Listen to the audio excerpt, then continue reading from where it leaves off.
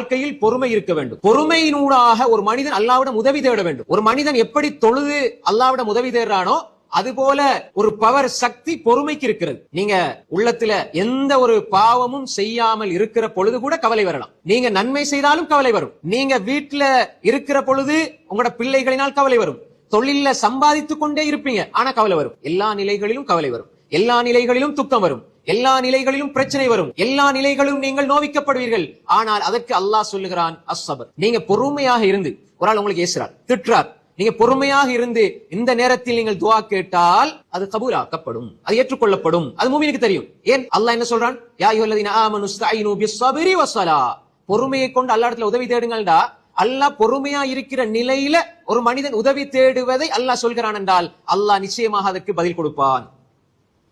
உங்களோட வாழ்க்கையில ஏற்படுற கஷ்டங்கள், துன்பங்கள், துயரங்கள் எல்லா நிலைகளிலும் ஒரு